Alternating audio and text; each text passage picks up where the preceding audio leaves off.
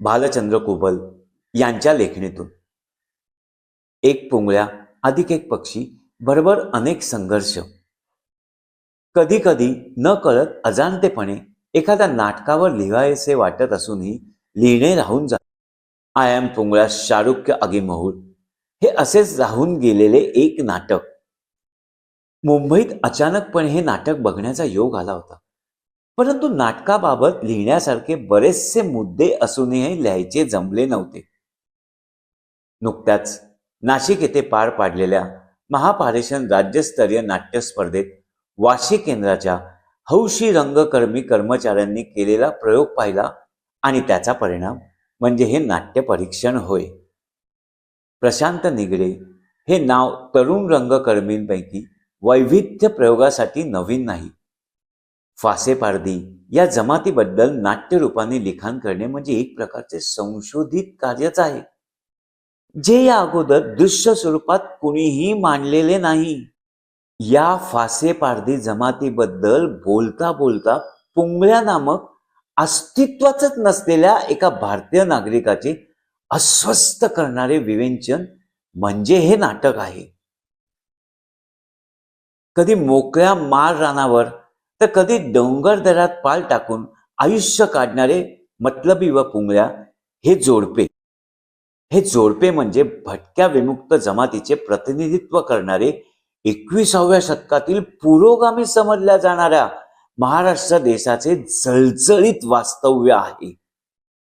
रोजच्या शिकारीवर 2-3 दिवसाच्या शिळा भाकर तुकडा पाण्यात भिजवून खायला न लाजणारे हे कुटुंब पोटाची खळगी भरण्यासाठी, प्रसंगी जीवावर होऊन जगण्यासाठी ज्या संघर्षाशी सामना करतात, तो सामना शहरातल्या पांढरपेशा समाजाच्या आकलनाच्या बाहेरचा आहे.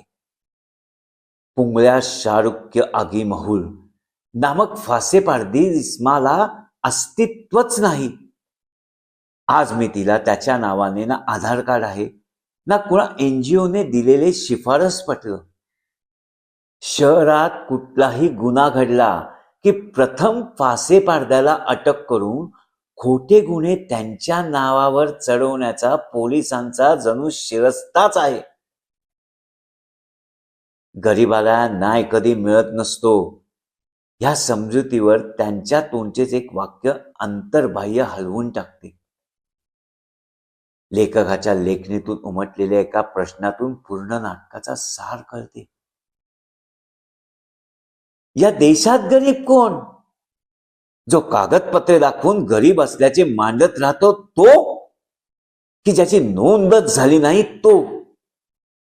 आणि मग सुरू होतो पुंगळ्याच्या अस्तित्वाचा दाखला मिळवण्यासाठीचा संघर्ष. एके दिवशी त्याने लावलेल्या फाशात कधीही न पाहिलेला पक्षी सापडतो. बऱ्याच ठिकाणी विचार केल्यानंतर तो दुर्मिळ पक्षी पुंगळ्याचे नशीब बदलणार याचे संकेत दिसू लागतात. एक पक्षी निरीक्षक पुंगळ्याला मिळालेल्या पक्ष्याच्या शोधात फासेपारध्यांच्या वस्तीवर दाखल होतो आणि त्यातून पुढे त्या पक्षाला आणि पुंगळ्याला ओळख मिळते. लेखकाने या दोघांचा मांडलेला रूपात्मक लोकाजोखा म्हणजे या नाटकाचे कथासूत्र आहे. फासेपारध्याचे जीवन, त्यांचा संघर्ष, त्यांची बंडखोरी, त्यांची माणुसकी बघताना एका वेगळ्या समाज जीवनाचा परिघात आपण प्रवेश करतो.